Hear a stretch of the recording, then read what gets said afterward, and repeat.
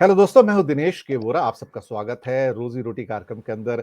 और बहुत महत्वपूर्ण विषय जिसको हम आज उठाने जा रहे हैं, पूरी दुनिया में उसके चर्चे हैं, वो है एनर्जी क्राइसिस। जी हाँ, एनर्जी क्राइसिस दोस्तों। और इस पर बात करने के लिए मुझे लगता है हमारे नयन भाई पारिक से बेहतर कोई इंसान हो ही नहीं सकता। सबसे बड़े इकोनॉमिस्ट, सबसे बड़े जानकार, और क्या कहते हैं कि सब्जेक्ट की एक सूक्ष्म और गहन जानकारी के साथ। नयन जी, स्वागत है। Thank you so much Dinesh भाई। कैसे हैं आप? बस बिल्कुल, ऑलवेज अ प्लेजर। और हमेशा, अब तो आपने जैसे कहा, आज थोड़ा सा मैं ऑफिस में आया तो पहले ही मैंने कहा भाई एसी थोड़ा कम करो, लाइट वाइट जहाँ जरूरी नहीं है वहाँ बंद कर दो। तो क्या है, वो एक कॉन्शियसनेस जो आ जाती है कि भाई अभी कभी भी क्राइसिस आ सकती है। और जी। जबकि पावर स्टेशन के पास 2 घंटे का, 48 आवर्स का, 24 घंटे का कोयला है, तो मैंने कहा हम लोग भी एटलीस्ट थोड़ा सा जितना रिस्पॉन्सिबली बिहेव करके पावर बचा ले। बिल्कुल मैंने कहा सही इतना कहा। बचाने लगो। दोस्तों, आज जिस विषय पर बात करना हम स्टार्ट कर रहे हैं, वो आप समझ ही गए हैं कि ये एनर्जी क्राइसिस, मतलब इसमें तो एक पूरी एनर्जी एक बास्केट है। इसमें कोयला भी है, इसमें नेचुरल गैस भी है, इसमें क्रूड ऑयल भी है, यानी कि पेट्रोल डीजल जो आप आमतौर पर यूज करते हैं। अब दरअसल इन्हीं सब प्रोडक्ट्स की कीमतों में लगी हुई है आग। अब इसके बहुत सारे कारण हैं। कोविड के कुछ महीने, कुछ साल, डेढ़ साल गुजरे तो वहाँ पे एक्टिविटीज़ स्लो डाउन में चली गई थी, ज़रूरतें कम हो गई थी। अब उसमें सिर्फ यही एनर्जी की ज़रूरतें नहीं थी, बल्कि बाकी ज़रूरतें भी कम हुई थी। और जैसे ही इकोनॉमीज़ ने वर्ल्ड ओवर रिकवर करना शुरू किया, तो वहाँ पर इनकी ज़रूरतें बढ़नी शुरू हुई, और वहीं पर ही सारी डेफिशिएंसी निकल कर सामने आती हैं। और इसमें क्रूड ऑयल के अलावा नए ज़माने के क्रूड ऑयल, यानी कि सेमीकंडक्टर चिप्स की कमी भी शामिल है। तो इसे मत भूलिएगा कि वो भी हमारे सिर पर तबला बजाने के लिए तैयार है। रादर बजा रही है। और सुनने में आया है कि इस 1 साल के अंदर जो कारों की प्रोडक्शन कम होगी दुनिया में, उसका नंबर सिर्फ 40 लाख है, सेमीकंडक्टर चिप्स की कमी के कारण। 40 लाख कारें कम बनेंगी इस साल दुनिया के अंदर। खैर, आते हैं मुख्य विषय के ऊपर, एनर्जी क्राइसिस। 135 के करीब भारत के अंदर हमारे थर्मल पावर प्लांट हैं। भारत में 70% सप्लाई थर्मल पावर प्लांट से होती है, जो कि मुख्यतः देखा जाए तो national thermal power corporation NTPC के द्वारा संचालित है। थोड़े बहुत राज्यों के भी हैं, लेकिन उसको फिलहाल हम अलग कर देते हैं क्योंकि मेजर प्रोड्यूसर जो है एनटीपीसी ही है। इसको कहते हैं जनरेशन कंपनीज। मैं टर्मिनोलॉजी बता दूं थोड़ी सी पहले दर्शकों। और जो सप्लाई करता है कोयला, वो है कोल इंडिया लिमिटेड, तो वो हमारे सीआईएल है। इसके बाद जो बिजली पैदा करते हैं, यानी कि एनटीपीसी जैसे, जिनको जेनकोस कहा जाता है, यानी कि जनरेशन कंपनीज, वो बिजली दे देते हैं डिस्ट्रीब्यूशन कंपनीज को, जैसे टाटाज है और बहुत सारी और कंपनियां हैं जो डिस्ट्रीब्यूशन के क्षेत्र में भारत के अंदर प्राइवेट सेक्टर के पास डिस्ट्रीब्यूशन है, कहीं कहीं सरकार के पास भी है। तो वहां पर बिजली जब उसके थ्रू जाती है तो वो आगे बेचते हैं राज्यों को, और राज्य फिर आगे अपने इलेक्ट्रिसिटी बोर्ड के द्वारा घरों के अंदर या इंडस्ट्री के अंदर बिजली को पहुंचाते हैं। तो वो पैसे कलेक्ट करते हैं, कलेक्ट करके डिस्ट्रीब्यूशन कंपनीज को देते हैं। डिस्ट्रीब्यूशन कंपनीज आगे से जेनको यानी कि एनटीपीसी को पैसे देते हैं। एनटीपीसी फिर उसके बाद कोल इंडिया लिमिटेड को पैसे देते हैं। तो ये दुष्चक्र है, यानी कि ये एक ऐसी सप्लाई चेन है जिसमें एक कड़ी भी कमजोर हो जाए तो पूरी की पूरी चेन टूट जाती है। दरअसल हकीकत यह है कि आज की डेट में हम सारे कंट्री एक दूसरे से ऐसे बंधे हुए हैं कि अगर उसमें से एक कड़ी टूटती है तो पूरी दुनिया हिलनी शुरू हो जाती है। ये सिर्फ हमारी इंडिया की बात नहीं, पूरी दुनिया की बात है। यानी कि अगर इंडोनेशिया में कोयला कम निकलता है तो उसकी धड़कनें हिंदुस्तान में और चाइना में सुनाई देती हैं। ऑस्ट्रेलिया की कोयले की खदानों में अगर कोयला कम निकलता है तो हमारे प्लांट्स बंद होने शुरू हो जाते हैं। ज्यादा बारिश हो जाए, खदानों में पानी भर जाए, तो हमारे प्लांट्स बंद हो जाते हैं। इसके अलावा ये एनर्जी बास्केट के तीनों, यानी कि गैस, कोयला और क्रूड, इनमें से जब एक बढ़ता है दुनिया में तो बाकी दोनों भी बढ़ने शुरू हो जाते हैं। बाकी दोनों कम नहीं होते। कोयले के भाव बढ़े करीब करीब 3 गुना, 300% पूरी दुनिया में अप्रोक्सीमेटली। नेचुरल गैस, उसमें आप उसका वर्गीकरण जो भी आप करना चाहो, एलएनजी, ये वो जो आप कहना चाहो, मैं उसको गैस के रूप में लूंगा। उसके भाव भी 3-3 गुना बढ़ गए हैं, 4 गुना बढ़ गए हैं पिछले कुछ महीनों में ही। और इसके साथ क्रूड ऑयल को तो वैसे ही आग लगी है। उसके पेमेंट आप रोज पेट्रोल डीजल के रूप में करते, तो आपको पता है, पीएनजी हो, सीएनजी हो, एयर टरबाइन फ्यूल हो, डीजल हो, पेट्रोल हो, या इसके अलावा जिस किस्म की भी आपका दैनिक उपयोग की चीजें हैं, उन सब के अंदर एक फ्लेयर अप है। फ्रांस के अंदर तो लोग सड़कों पर हैं कीमतों के अगेंस्ट की। एक चीज रह गई इसके अंदर, जो आपके घरों में बिजली आती है, वो भी बहुत महंगी हो गई है। और अब फ्रांस में और कई देशों के अंदर बवाल मचा हुआ है कि ये रेट कम करो। और पहली बार कई दशकों के बाद, डेकेड्स के बाद, यूरोपियन यूनियन ये सोच रही है कि एनर्जी और बिजली के ऊपर लोगों को सब्सिडी दी जाए। अब ये सब्सिडी वर्ड यूरोप में आता नहीं था, क्योंकि जब चीजें हद से बाहर हो जाती हैं तो ये चीजें आ जाती हैं। इसी एनर्जी क्राइसिस को और गहराई से समझने के लिए नयन भाई, हमारे दर्शक आपसे भी कुछ सीखना चाहते हैं कि आप बताइए, ये कहाँ से स्टार्ट होता है? एनर्जी क्राइसिस है क्या? ये कैसे हमारे दैनिक जीवन का हिस्सा बन गया और हमारी जिंदगी को एक तरह से कहा जाए तो इतना परेशान कर रहा है कि मैं बता नहीं सकता। Thank you so much Dinesh भाई। इनफैक्ट आपने तो पहले शुरू में ही इतना एक सब समझा दिया सिचुएशन को, और जो जो पूरी एनर्जी का फ्लो और चेन और क्या क्या उसमें प्लेयर्स है वो समझा दिया। तो मेरे ख्याल से दर्शकों को एक बहुत अच्छी तरीके से समझ में आ गया होगा कि क्या हो रहा है। अब कुछ एक थोड़ा सा और मैं यदि इसमें ऐड करना चाहूँ तो ये है कि देखिए, हमारे यहाँ इंडिया की क्राइसिस की यदि हम बात करते हैं तो मेरे ख्याल से क्राइसिस का जो एक गहन कारण है, एक जो मेन मुद्दा है, मैं समझ रहा हूँ जो कि सबसे ज़्यादा जवाबदार है इस क्राइसिस के लिए, वो ये है कि कोल इंडिया को हमने एक मोनोपोली बनाया हुआ है। और कोल इंडिया लिमिटेड हमारे यहाँ कोयले को सबसे ज़्यादा निकालने का काम करता है। जी। और कोल इंडिया लिमिटेड एक कोई भी नेशनलाइज्ड कंपनी जो होती है सरकारी की, उसमें जो एफिशिएंसीज इनएफिशिएंसीज कंसिडरेशन जो रहते हैं वो सब उसमें है। और मैं कोल इंडिया लिमिटेड के 3 साल के आंकड़े देख रहा था प्रोडक्शन के, तो 18-19, 19-20 और 20-21 का प्रोडक्शन बिल्कुल बढ़ा नहीं है, इनफैक्ट थोड़ा थोड़ा सा कम हुआ है। तो अब देखिए, आपकी जीडीपी तो ग्रो हो रही है, और आपने एक सही कहा था दिनेश जी कि कोविड के कारण जो हमारा एक इकोनॉमिक स्लोडाउन आया, उसके कारण हमारी कोयले की इनएफिशिएंसी ढक गई, मास्क हो गई, जी। और हमने जी। सोचा कि हम बराबर कर रहे हैं। और हमने कोल का प्रोडक्शन यदि इकोनॉमी के ग्रोथ के साथ मिलाया नहीं तो यही होगा, और क्या होगा। और इसमें मैं एक एक ऐड कर दूं एक चीज दर्शकों के लिए कि जी, पिछले 10 साल का कोल इंडिया लिमिटेड का जो ग्रोथ का एवरेज है, वो 3.96% है।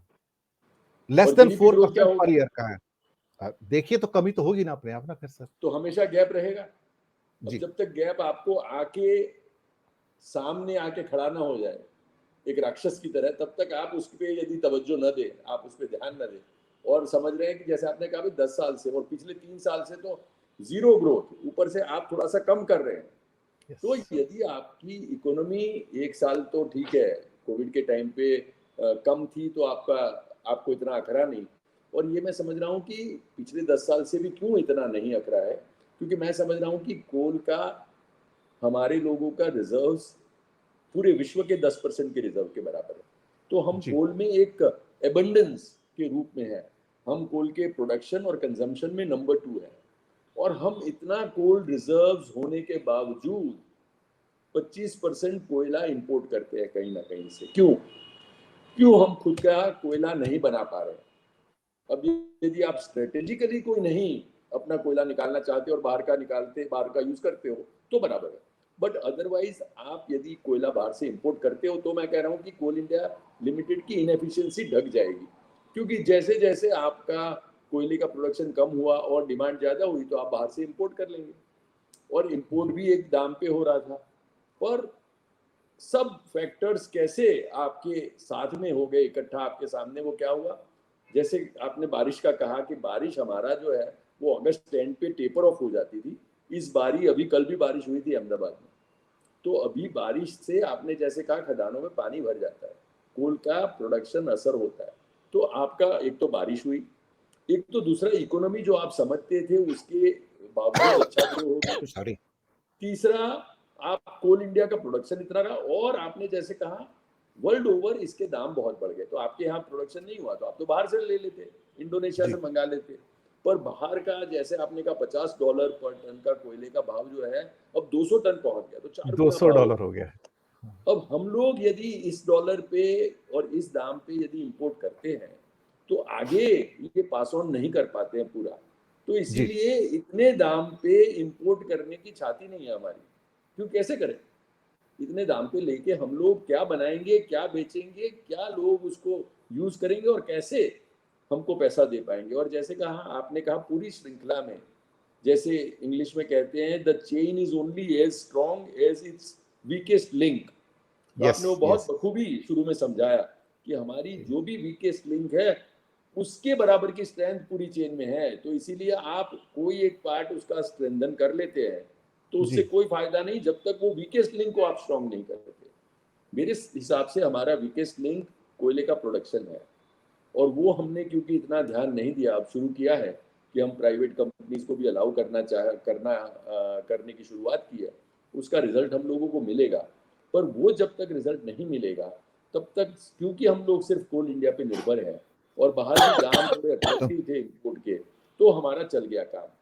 पर जैसे ही कोई तकलीफ आई और चाइना में भी डिमांड बढ़ गई, चाइना ने कहा कि भाई हम लोग कहीं से भी इंपोर्ट कर लेंगे, हमको ज़रूरत है अभी कोयले की, तो चाइना ने और दाम को बढ़ाया। ग्लोबल एनर्जी में सप्लाई और डिमांड साइड पे दोनों के प्रेशर मिला के प्राइसेस आर काइंड ऑफ जैसे आपने कहा वो ऑलमोस्ट बर्न कर रहे हैं, they are burning the market. तो इतना ज़्यादा आपका डिमांड बढ़ गई, सप्लाई लिमिटेड रहा, चाइना का भी डिमांड बढ़ा। ये सब इंटरनेशनल फैक्टर के कारण आपके यहाँ बनता नहीं है डिमांड के हिसाब से, आप बाहर से इंपोर्ट करते थे, वहां दाम 4 गुना हो गया। तो अब कहाँ जाएंगे आप? तो सिचुएशन ये हुई आज कि हमारे यहाँ जो 50 मेन पावर प्रोड्यूसिंग प्लांट है जो कि हमारे देश का 50% एनर्जी सप्लाई करते हैं हम सबको, उस सब में आज कोयला जो कि 14 दिन का सप्लाई होना चाहिए, उनके पास स्टॉक होना चाहिए, उसमें जीरो से लेके बड़ी मुश्किल से 48-72 आवर्स तक का सप्लाई है।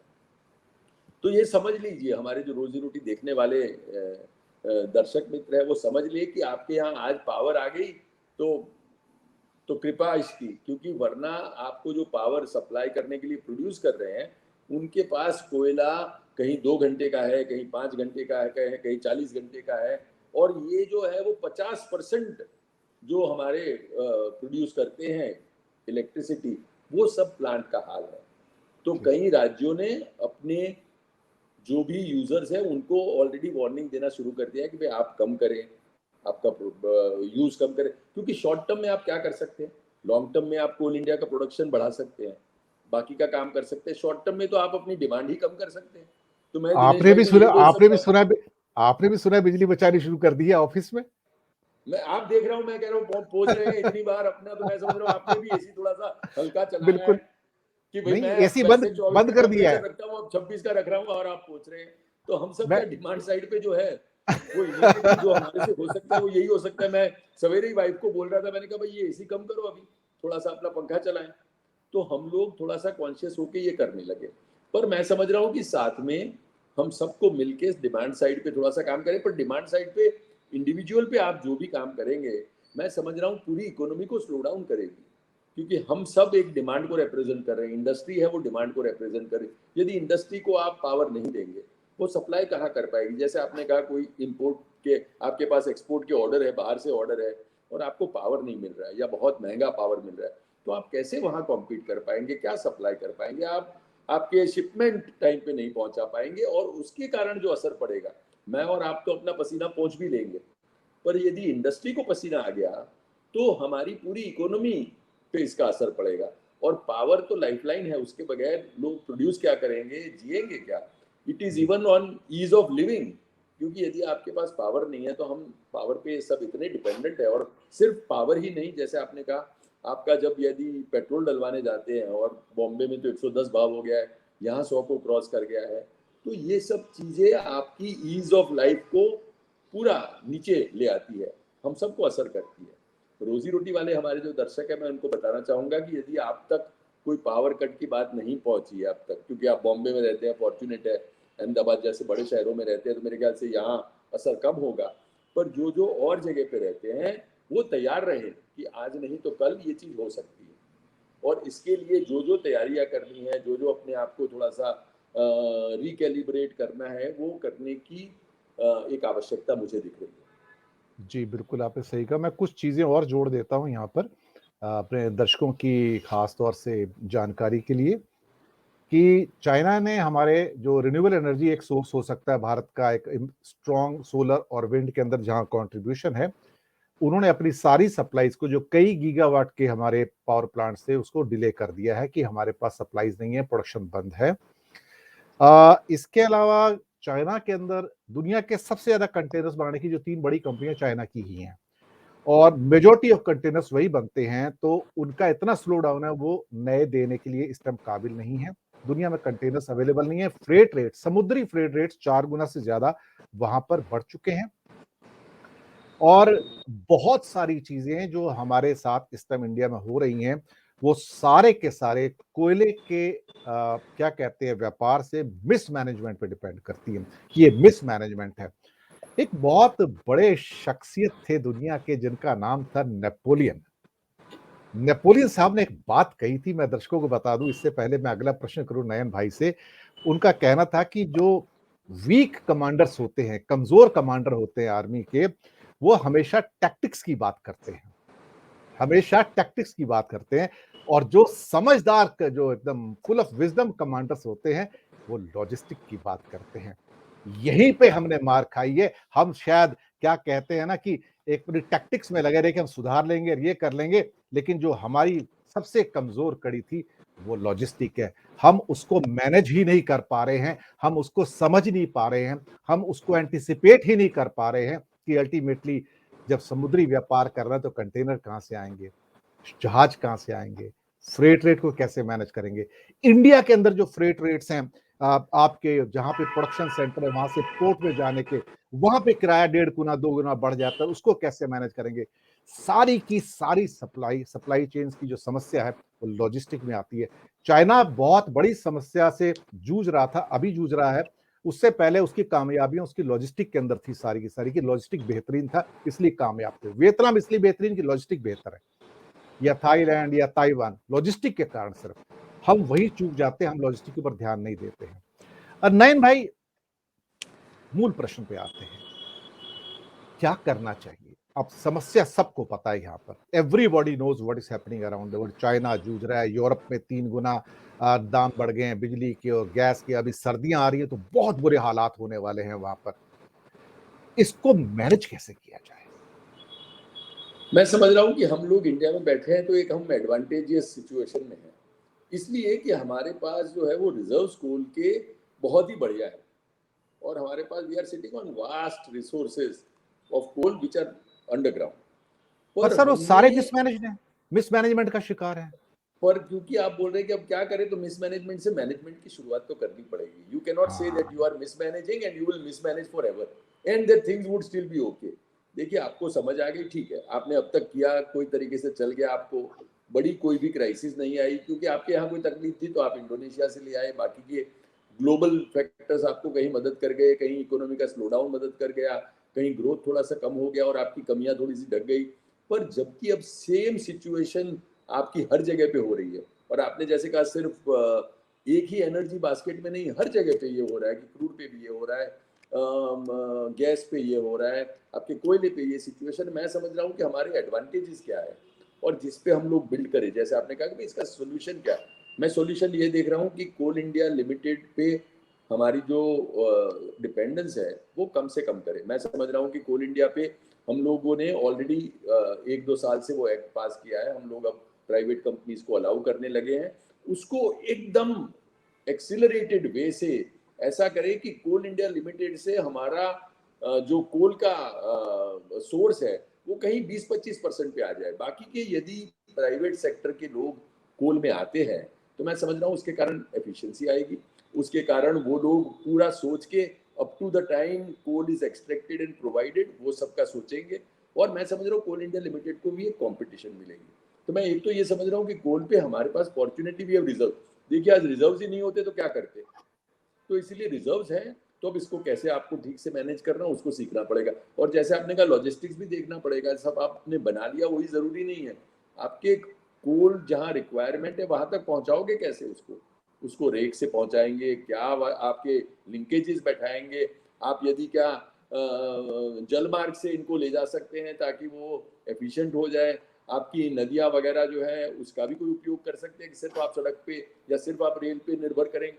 तो इसको एक होलिस्टिकली सोच के मैं समझ रहा हूँ कि हमारा कोल रिजर्व्स है उसका एडवांटेज हम लोग बिल्डअप करें, वो एक बहुत ज़रूरी है। दूसरा मैं समझ रहा हूँ कि इंडिया तो एक आइडियाज़ का भी देश है, तो हम यदि सोलर की बात कर रहे हैं तो हम सोलर में इसीलिए पीछे है कि हम लोग उसका स्टोरेज नहीं कर पाते। हम लोग बना तो लेते हैं पर उसका है कि दिन में बनाओ रात को यूज करो, कैसे स्टोर करोगे? तो स्टोरेज का उसका जो बॉटलनेक है, हम लोग सोलर के प्रति इतने एग्रेसिव जा रहे हैं तो उसके साथ स्टोरेज का कोई सोल्यूशन निकाले।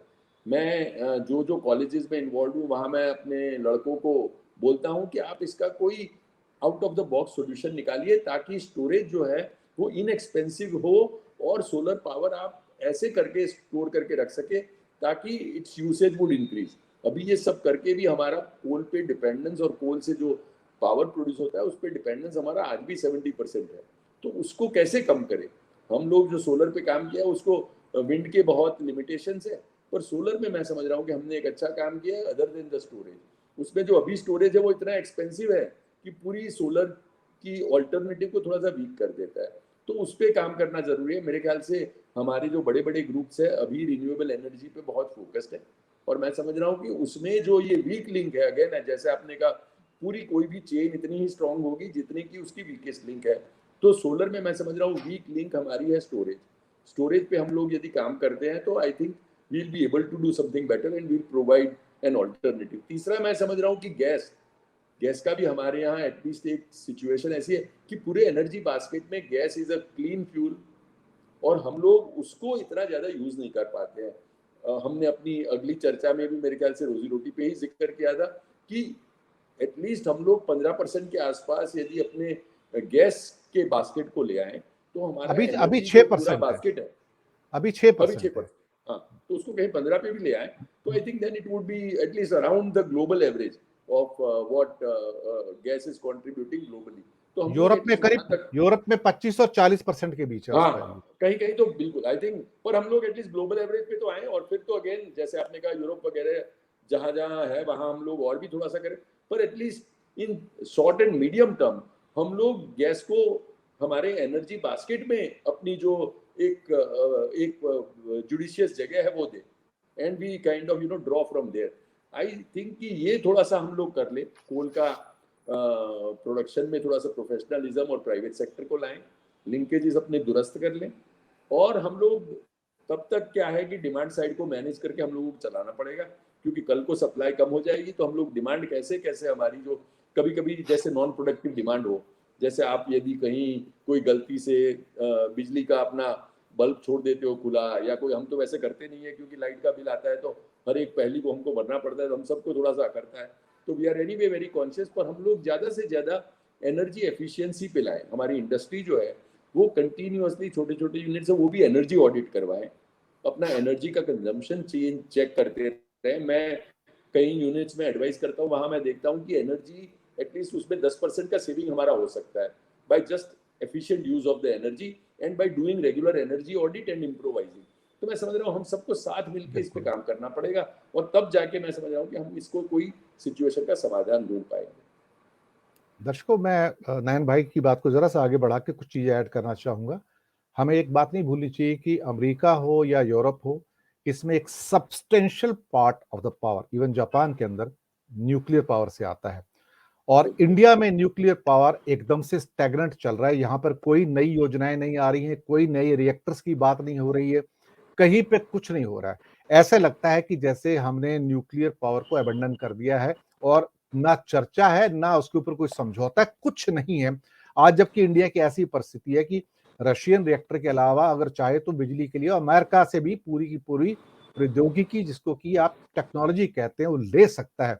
लेकिन मुझे उस ओर कोई कोशिश होती नजर नहीं आ रही है क्योंकि आज कुछ करेंगे तो 10 साल बाद उसका प्रोडक्शन आएगा, आज नहीं आएगा। दूसरी बात, एंजेला मार्केल से हमें बहुत कुछ सीखने की जरूरत है। दुनिया में वो महानतम लीडर क्यों थी? क्योंकि बाइडेन साहब भी जब राष्ट्रपति बने तो राष्ट्रपति बनने के बाद उनसे पूछा गया कि वो सबसे पहले किससे बात करना चाहेंगे, तो उनका जवाब था कि मैं सबसे पहले एंजेला मार्केल से बात करना चाहूंगा। उनका रुतबा इतना बड़ा है कि 20 सालों में शायद वो, मुझे लगता है कि कोल के बाद सबसे बड़ी लीडर हुई हैं और एक तरह से उनको भी एक आयरन लेडी के नाम से जाना जाता है। उन्होंने अमेरिका के और कई देशों के विद्रोह और विरोध के बावजूद भी रशिया के साथ समझौता किया गैस को बाल्टिक सी के अंदर से लाने का, और लंबी पाइपलाइन है, लेकिन वो एक ऐसी लेडी थी जो अपने कन्विक्शन पे चलती थी, भरोसे पे चलती थी। अमेरिका का विरोध भी करना उन्हें मंजूर था, क्योंकि वो एक ऐसी लेडी थी जो ईस्टर्न ब्लॉक और वेस्टर्न ब्लॉक के बीच में कॉम्बिनेशन कैसे बिठाना है, वो एंजेला मार्केल से कोई सीखे। तीसरी बात, भारत के पास तापी की पाइपलाइन थी जो कि तुर्कमेनिस्तान, उसके बाद ईरान, अफगानिस्तान, पाकिस्तान होके आना था, वो खत्म हो गया अफगानिस्तान के जाने से। इसके अलावा जो बाकी पाइपलाइन की जो ईरान से पाकिस्तान होके आना था, वो भी खत्म हो चुका पाकिस्तान में समस्या के कारण। लेकिन हमारे पास एक ऐसी अपॉर्चुनिटी थी जिसको हमने, जो टेबल पे होके हमने उसको नकारा है, वो है चबहार पोर्ट हमने डेवलप किया था, और चबहार पोर्ट से हम गुजरात तक एक 1300 किलोमीटर का सी लिंक पैदा कर सकते थे पाइपलाइन का, सिर्फ 10, 12, 15 हजार करोड़ की लागत से नीचे से पाइपलाइन बिछा के, और हम यहाँ पर गैस ला सकते थे ईरान डायरेक्टली, जिसमें ना बीच में अफगानिस्तान होता, ना बीच में कहीं पे पाकिस्तान होता, कुछ नहीं होता था, और हमको एनफ गैस मिल सकती थी। पर शायद हम हर जगह, क्या कहते हैं ना, कि एक लॉजिस्टिक चूक कर जाते हैं, एक लॉजिस्टिक ब्लंडर कर जाते हैं, और वो हमने यहाँ भी किए हैं। ये छोटी सी चीजें मैंने यहाँ पर भी ऐड कर दी हैं। ऊपर से मैं एक चीज ऐड और करना चाहूंगा दिनेश भाई, जी मैं सर। अभी 2-3 वीक पहले फ्रांस में था, और France is using atomic energy so much, उनके पावर प्लांट जो है वो सब एनर्जी पे, मतलब सब एटॉमिक पावर पे डिपेंडेंट है। तो उनका तो क्या है, हमारा जो हम लोग कोयले पे है, वो तरह का उन्होंने अपना dependence atomic power kind of generation पे कर दिया, और उसका बहुत फायदा उनको मिल रहा है। बिल्कुल सही कहा आपने। तो इन्हीं शब्दों के साथ हम लेंगे दर्शक मित्रों आपसे विदा। और नयन भाई ने जो बातें की, बहुत बड़ी बात कही है और बहुत उचित बात कही है, कि कहीं ना कहीं हम कई चीजों को भूल जाते हैं जिन्हें हम कर सकते थे, हम नहीं करते हैं, और हमेशा हम उन चीजों के बारे में बात करते हैं जो नहीं हो पा रही हैं। न्यूक्लियर एनर्जी आपके हाथ में थी, आप नहीं कर रहे हैं। चबहार से पाइपलाइन लानी थी, आप कर सकते थे, आप नहीं कर रहे हैं।